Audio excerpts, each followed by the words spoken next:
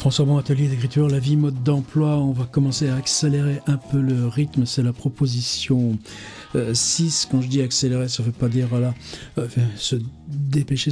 C'est juste qu'on va commencer à se voir qu'après ces marches d'approche avec des petites bulles, là où il s'agit de trouver l'intimité de votre écriture avec ce lieu dont vous n'avez que l'intuition. L'intuition, c'est juste que pour vous, il y a de l'importance à l'écrire, qu'il s'agisse d'un lieu collectif d'habitation ou d'un lieu social, une galerie commerciale, une bibliothèque, un collège. J'ai pris ces exemples que je ressasse. J'aimerais vraiment qu'on ouvre la question aussi de la représentation du travail en tant que fait social et de constitution d'assemblée. Bon, c'est 500 millions de l'abbé Gomme de Jules Verne, ça vous dit quelque chose, ça, ou son récit Les Indes Noirs? Jules Verne, il y en a plein dans Pérec. Non, ça reste de la famille. Alors pour cette 6, là, je voudrais justement qu'on continue d'installer comme ça des bases. Et c'est une partie d'une réflexion là, d'une participante en l'occurrence.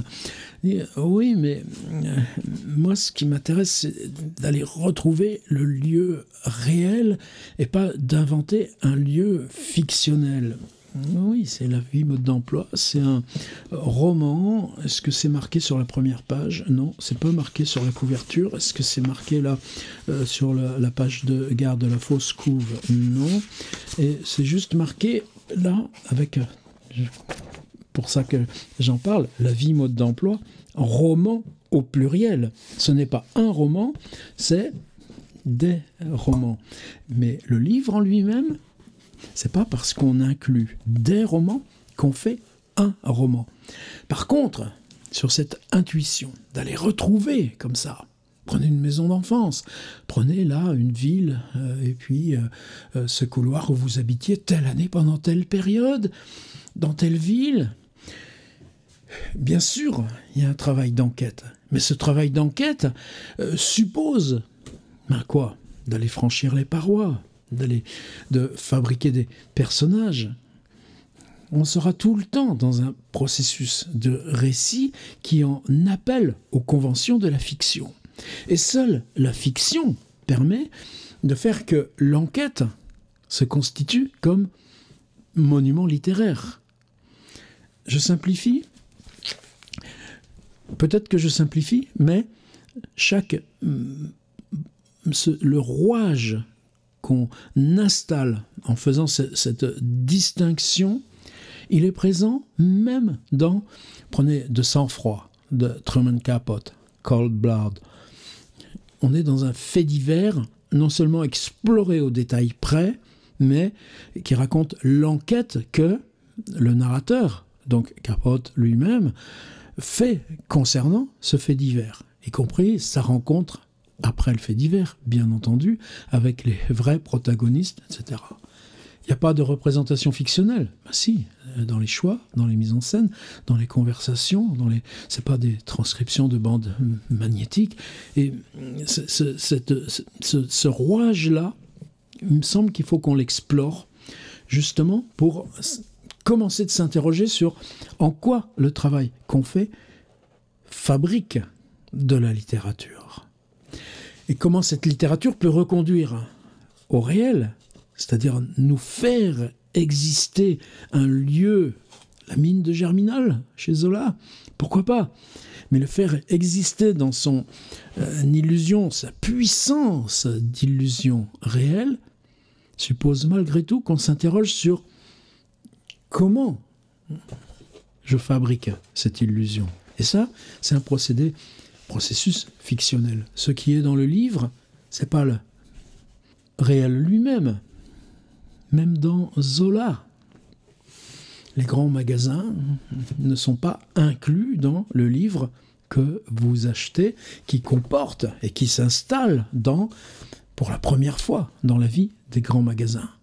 C'est la construction dans le livre de ce qu'elle représente qui est l'instance et de notre travail et de lorsque notre travail nous échappe, de comment, en devenant lecture, il fait surgir cette illusion ou cette présence de réel qui nous renvoie à notre rapport au lieu source, si c'est ça qu'il est question, et d'enquête sur lieu réel. Alors pour ouvrir ça, se déplie, si on le cherche de façon poreuse, de façon, je dirais, comme une sorte de papier peint un peu jauni dont on trouve. C'est partout dans la vie mode d'emploi. Par contre, il y a un moment où il devient le texte même. C'est le chapitre 89, c'est chapitre 5 des Moraux. Je pensais il y a quelque chose de particulier, parce que Moreau, c'est un des patronymes les plus usités en France. Je ne sais même pas si c'est pas le patronyme. Je me souviin d'un ami, Jeff Guess, à Cergy, un artiste visuel, mais travaillant beaucoup sur les algorithmes, qui travaillé sur l'idée suivante. Quel est le patronyme en France, dans le Facebook francophone, le plus fréquemment utilisé? Moreau, il en avait trouvé 840. Eh bien, il avait fait un outil de collecte de ce que publiaient ces 840 Moreau, y compris d'ailleurs les images, les visages, pour fabriquer une 841e Moreau fictive qui, elle, n'était faite que de postes cannibalisés dans les 840 Moreau réels. Et là encore, vous voyez, c'est pas quelque chose en quoi la suite des représentations qu'on installe de soi-même sur les réseaux sociaux nous définit ou propose un écart par rapport à nous-mêmes. Ça nous emmène au dehors, mais c'est bien ce qui nous rend présents là, dans notre immédiat contemporain. Un livre comme La vie mode d'emploi qui date de 1978. C'est-à-dire que bientôt, on en fêtera le demi-siècle. Moreau 5. Alors, lorsque Madame Moreau commença à se sentir impotente, allez, direction ordi pour aller voir ce Moreau 5. Est-ce que vous voulez qu'en préalable, on se prenne une minute pour regarder Moreau, les autres Moreau, si je cherche ici, Moreau 1. Allons-y pour Moreau 1. On a juste ce qu'on avait déjà travaillé dans la deuxième ou troisième. Une chambre d'un grand appartement, le sol, les murs. Et je pense même que cette phrase figurait dans le petit doc que je vous avais donné. Moreau 1. Et puis, une fois qu'on a ça, il y a 3 personnes. L'une est une vieille femme, Madame Moreau, la propriétaire de l'appartement. Debout devant le lit, l'amie d'enfance de Madame Moreau, Madame Trévin, et puis ensuite, où est-ce qu'on va plus loin? Souvenir de Samoisy-sur-Yon. Tiens, ça c'est une carte postale qu'elle vient de recevoir. Ça nous renvoie à l'exercice précédent. Et puis ensuite, quoi? Le détail, le lit, tiens, une photographie, encore la photographie d'un homme d'une 40aine d'années portant un blouson à col de fourrure. Allez, je vais très vite parce que nous c'est Moreau 5. Si je cherche Moreau 2, oh tiens, c'est pas ça. Si, voilà. Madame Moreau détestait Paris en 40. Après la mort de son mari, elle avait pris la direction. Donc là, on est sur du biographique. Du biographique sans... Est-ce que ça nous renvoie à l'immeuble? Oui. Elle n'était ni avare ni prodigue, plutôt indifférente à l'argent. Peut-être la femme d'affaires, pour être la femme d'affaires qu'elle avait décidé d'être, elle accepta de transformer ses manières d'être, sa garde-robe, son train de vie. Et l'appartement devient l'image d'une femme qui, après la perte de son mari, est devenue chef d'entreprise, avec cette intervention d'un décorateur. Oh là! Et là, on a quelque chose de très... qui va nous resservir. La pièce où nous nous trouvons maintenant. Allez, Moreau 3, allons-y. Madame Moreau, là, elle est dans l'escalier, ça ne nous intéresse pas. Moreau 3, voilà Moreau 3. Au commencement des années 50, oui, puisque Moreau 2 était... Donc on a une espèce de fil que Pérec installe en suivant l'histoire Moreau. On retrouve de 10 ans en 10 ans quelque chose qui va nous donner un repère précis dans l'histoire de l'immeuble. Je vais... Pareil, on va passer vite... On est là dans ces insertions d'histoire. Tiens, regardez. Non, mais regardez. Un copier-coller de François Rabelais dans Moreau. Madame Moreau lit le Pantagruel de 1532, un petit passage que je connais par cœur.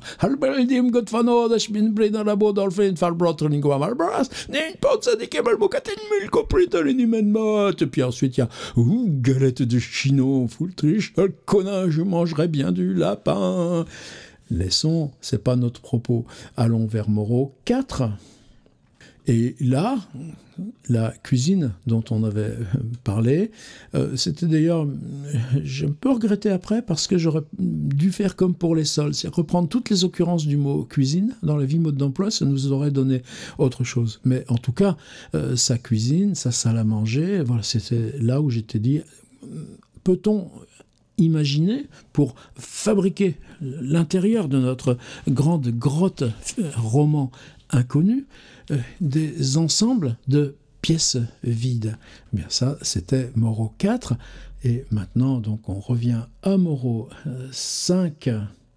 Et ma proposition, lorsque Madame Moreau commença à se sentir impotente, vous voyez, on a encore passé du temps, Madame Trévin, qu'on a déjà vu dans Moreau 1, elle lui demande de venir vivre avec elle, elle l'installa dans une pièce, donc maintenant elles sont deux dans l'appartement, et puis toujours ce jeu avec les descriptions, il reste de ces splendeurs, une nature morte représentant, là on n'est pas encore dans ce qui m'intéresse moi, le reste de la chambre est meublé de façon moderne, on est toujours dans le fil dur de la vie mode d'emploi, faire exister tous ces détails, tous ces intérieurs de grotte, et petit à petit, on va glisser. Le lecteur enclin à se demander ce qui, dans la vie de ces 5 femmes, leur a fait mériter une biographie aussi volumineuse, sera, dès la première page, rassuré. Un petit ouvrage de la collection Entreprise, ce que je disais dans les précédents sur l'importance pour moi de Thierry Meinstingel dans ces suites de livres. Patron et ouvrier, un dialogue toujours possible, un petit ouvrage de la collection Entreprise, comme un que sais-je, et puis un livre d'environ 400 pages. Ouais, là, on est presque la moitié de la vie mode d'emploi.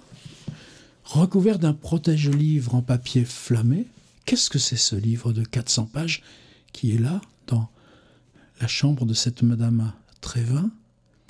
La vie des sœurs Trévin par Célestine Durand-Taillefer chez l'auteur rue du Hénin à Liège, Belgique. On a une biographie de ces sœurs alors que cette Madame Trévin, une des sœurs, est venue habiter chez Madame Moreau. Passionnant ce que je dis, vous allez voir. Alors là, maintenant, on nous résume le livre. Tiens, puis là, on n'est plus avec du Rabelais, on est avec un petit coup de Nerval qui passe là chez nous et puis qui disparaît aussitôt. Toujours on continue la biographie de ces sœurs Trévin qui sont 5, elles divorcèrent l'année suivante, ça reste toujours aussi passionnant. Les autres sœurs n'ont pas connu, c'est-à-dire que est-ce que dans une biographie, les personnages ordinaires ont autant d'intérêt que les personnages à vie extraordinaire? C'est justement une question. On peut avoir justement des aperçus, un personnage vu de loin. La biographie exemplaire de ces sœurs Trévin ne résiste malheureusement pas à un examen plus approfondi.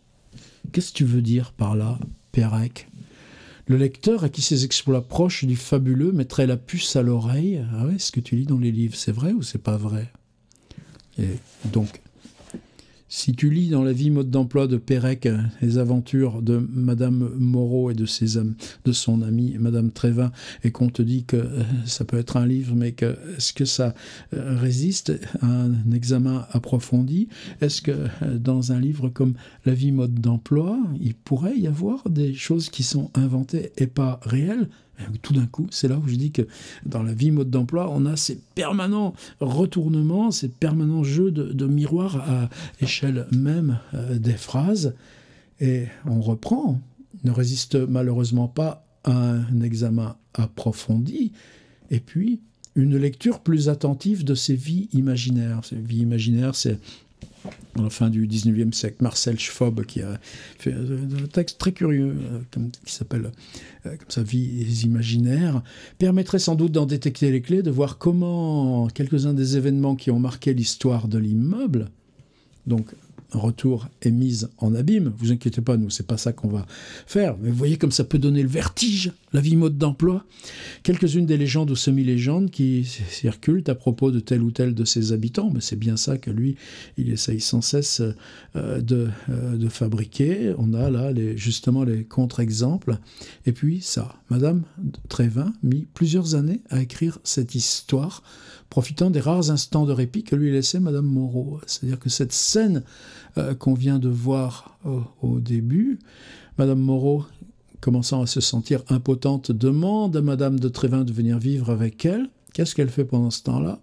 Elle écrit, donc, parce qu'il y a dans sa chambre ce livre, 400 pages, La vie des sœurs Trévin, dont elle-même, donc un personnage, mais elle écrit un livre qui inclut non pas la dénonciation qu'elle pourrait faire de cette biographie où on relève des tas de détails. Par exemple, Célestine Durand-Taillefer, vous connaissez, ne saurait habiter rue du Hainaut à Liège, car il n'y a pas de rue du Hainaut à Liège. Par contre, Madame Trévin avait une sœur Ariette qui fut mariée à un monsieur Louis Comines et en eut une fille, Lucette, laquelle a épousé un certain Robert Hénin, qu'elle vend des cartes postales de collection rue de Liège à Paris 8e, Hénin, Liège, et ces cartes postales de collection qu'on retrouve ailleurs dans le livre.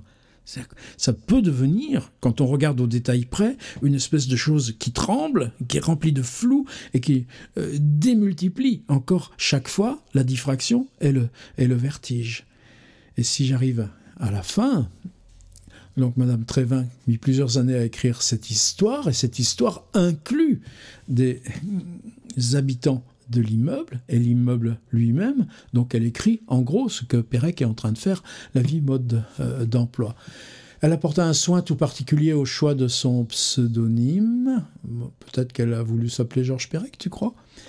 Est-ce que Georges Pérec, c'est le pseudonyme de Madame Trévin et que simplement il a trouvé ce manuscrit? Ça ne suffit pas à convaincre les éditeurs. J'adore cette boucle parce que évidemment elle n'a rien perdu de son actualité. Cela ne suffit pas à convaincre les éditeurs qui ne savaient que faire d'un premier roman écrit par une vieille fille de 85 ans.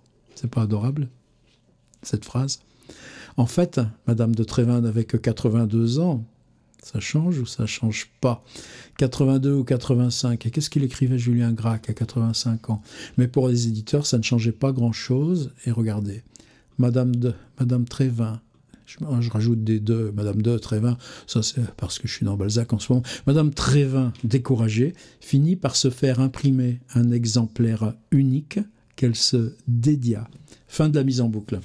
Alors maintenant, ma proposition... Évidemment, où est-ce qui nous emmène? Ça. C'est-à-dire ce rapport du fictionnel et du réel. Je voulais vous proposer de le faire. Elle écrit tous les personnages de l'immeuble, ceux qu'on voit dans la vie mode d'emploi. Et où est la réalité? On ne sait plus. Est-ce que dans ce lieu qui maintenant est certain pour vous comme étant l'objet d'écriture et le chemin du livre que vous aurez terminé une fois qu'on aura fait 14 de ces exercices? Peut-être plus, il y aura des exercices où on vous demandera d'en rajouter.